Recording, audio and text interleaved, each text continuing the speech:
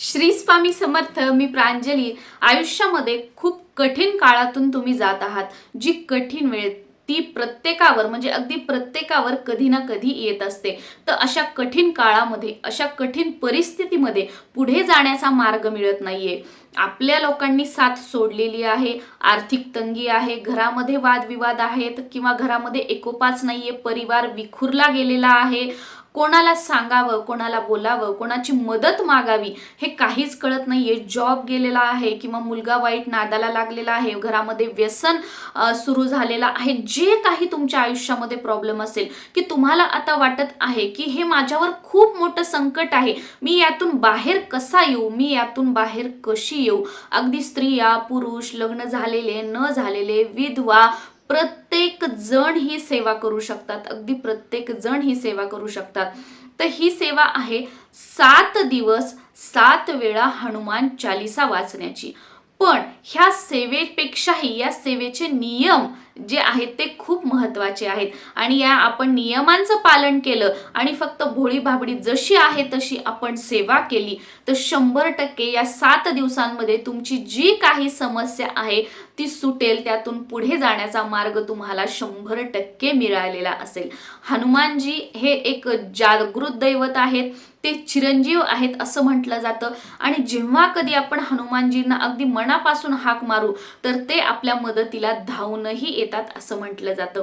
तर ही जी सेवा आहे सर्वात अगोदर ती आपल्याला मंगळवार किंवा शुक्रवार या दोन्हीपैकी एका वारी सुरू करायची आहे.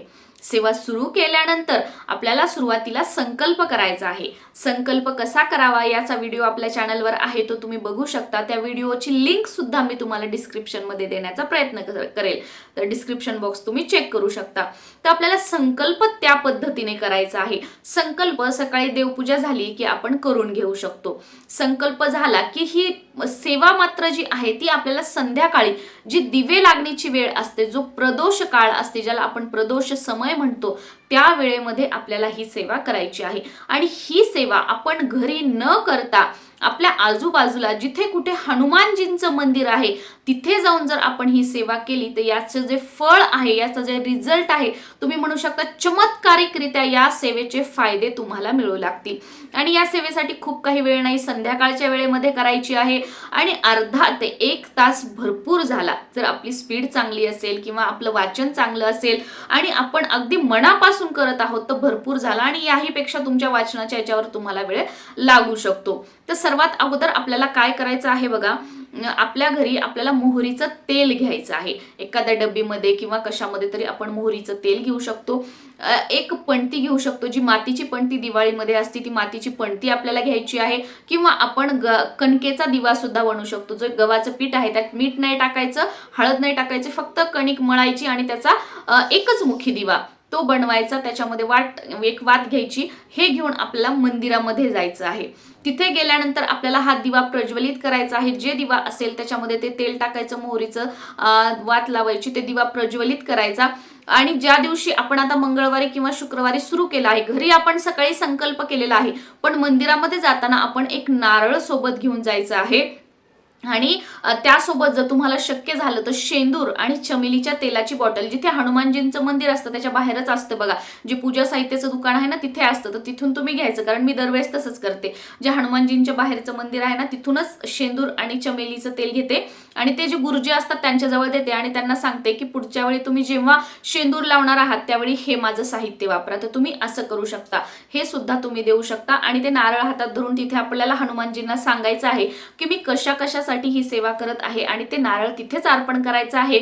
आणि तिथे आपल्याला 7 वेळा हनुमान चालीसा म्हणायची आहे समोर बसून. एकदम हनुमानजींच्या समोर बसायचं नाही, या तरी साईडला बसायचं किंवा या तरी साईडला बसायचं आहे. हनुमानजींच्या डोळ्यात डोळे घालून बघायचं नाहीये, हनुमानजींच्या चरणांकडे बघत आपल्याला 7 वेळा हनुमान चालीसा म्हणायची आहे. म्हणून झाल्यानंतर परत आपली जी काही समस्या आहे, प्रॉब्लेम आहे ते सांगायचं आहे. 7 प्रदक्षिणा घालायच्या आहेत आणि आपल्याला आपल्या घरी यायचं आहे. ही सेवा केल्यानंतर रस्त्यात कुठे थांबायचं नाहीये किंवा कोणाच्या घरी जायचं नाहीये असं म्हटलं जातं. जेव्हा आपण अशी एखादी सेवा वगैरे काय करतो आणि ज्यांच्या घरी गेलो त्याचं फळ जे आहे ते त्यांना मिळतं. त्याच्यामुळे ती जी काही पॉझिटिव्ह एनर्जी आहे मंदिरातली ती आपल्याला डायरेक्ट आपल्या घरी आणायची आहे, आपल्या घरी यायचं आहे आणि घरी आल्यानंतर जे काही आपले कामं आहेत ते आपल्याला करायचं आहे. आता ही जी सेवा आहे ती आपल्याला कंटिन्यू म्हणजे मंगळवारी सुरू केली की रोज नाही करायची किंवा शनिवारी सुरू केली तर रोज नाही करायची. ही सेवा आपण मंगळवारी सुरू केली तर तुम्ही 7 मंगळवार करू शकता. 7 मंगळवार 7 वेळा तुम्ही हे स्तोत्र म्हणू शकता किंवा तुम्ही मंगळवार शनिवार मंगळवार शनिवार मंगळवार शनिवार असं 7 वेळा तुम्ही हे जे स्तोत्र आहे ते तुम्ही म्हणू शकता, अशी सेवा करू शकता. किंवा तुम्ही शनिवारी सेवा सुरू केली असेल तर 7 शनिवार फक्त तुम्ही ही सेवा करू शकता, मध्ये करायची गरज नाही. किंवा शनिवार मंगळवार तुम्ही ही अशी सेवा करू शकता. पण तुम्हाला जर करायची असेल तर शनिवार किंवा मंगळवार पासून सुरू करून तुम्ही कंटिन्यू 7 दिवस सुद्धा करू शकता. हे टोटली तुमच्यावर आहे, तुम्हाला करायचं असेल तर करू शकता. आता सर्वात महत्वाचं याचे नियम काय आहेत. जेव्हा आपण ही सेवा करतोय तेव्हा आपल्याला मांसाहार वर्ज्य करायचा आहे. ज्या दिवशी किमान बघा तुम्ही लसूण अद्रक या गोष्टी खात आहात तर पण किमान मंगळवार शनिवार आहे ज्या दिवशी तुमची ही सेवा आहे त्या दिवशी तरी आपण हे जे तामसिक भोजन आहे ते खायचं नाहीये. याला तामसिक भोजन म्हटलं जातं. आणि नॉनव्हेज पण जर तुम्हाला सोडणं होत नसेल, बऱ्याच वेळेला काय होतं की नॉनव्हेज सोडावं लागेल म्हणून आपण सेवाच करत नाही, तर असं करू नका. किमान जेव्हा तुम्ही मंगळवार किंवा शनिवार सेवा करणार आहात त्या दिवशी तरी किमान खाऊ नका. ही गोष्ट पाळायची आहे. पुढचं म्हणजे आपल्याला ब्रह्मचर्याचं त्या दिवशी पालन करायचं आहे. कुठे गावाला वगैरे गेलो असतो तर त्या दिवशी म्हणजे आपण आपल्या घरी यायचं. पहिल्या दिवशी ज्या मंदिरामध्ये गेलो होतो त्याच मंदिरामध्ये 7ही मंगळवार किंवा 7ही शुक्रवार आपल्याला जायचं आहे. आणि आता ही सेवा पूर्ण झाल्यानंतर तुम्हाला काही हवं असेल तर गुळ फुटाणे असतील किंवा अजून एखादं नारळ, आपलं काम पूर्ण झालं आहे कृतज्ञता म्हणून आपल्याला तिथे अर्पण करायचं आहे.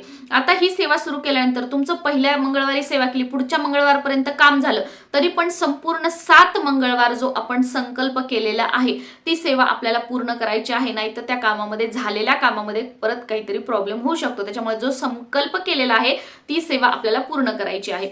आता ही सेवा करत असताना मध्ये पिरियड्स आले, सुतक आले तर स्टॉप करा आणि त्याच्या पुढच्या मंगळवार किंवा शनिवार पासून ही जी सेवा आहे ती आपल्याला सुरू करायची आहे. जिथे स्टॉप झाली होती तिथून पुढेच आपल्याला ही सेवा सुरू करायची आहे. आता तुम्ही कोणत्याही मंगळवारपासून किंवा शनिवारपासून कंटिन्यू 7 दिवस ही सेवा करणार असाल तर कंटिन्यू 7 दिवस तुम्हाला नॉनव्हेज खायचं नाहीये, तुम्हाला ब्रह्मचर्याचं पालन करायचं आहे, तुम्हाला रोज त्याच मंदिरामध्ये जायचं आहे. लसूण अद्रक असेल जे तामसिक भोजन आहे ते पण आपल्याला वर्ज्य करायचं आहे. या पद्धतीने आपल्याला ही हनुमानजींची हनुमान चालिसाची 7 दिवसांची जी सेवा आहे ती आपल्याला या पद्धतीने करायची आहे. आणि प्रत्येक मंगळवारी किंवा शनिवारी जाताना तो जो दिवा आहे, पहिल्या मंगळवारी किंवा शनिवारी जर आपण कणकेचा नेला तर 7ही आपण मंगळवार किंवा शनिवार कणकेचा न्यायचा. पहिल्या आपण मंगळवार शनिवारी मातीचा नेला तर 7ही मंगळवार किंवा शनिवार आपल्याला मातीचा दिवाच घेऊन जायचा आहे. तर या पद्धतीने आपल्याला ही सेवा जी आहे ती करायची आहे. श्री स्वामी समर्थ.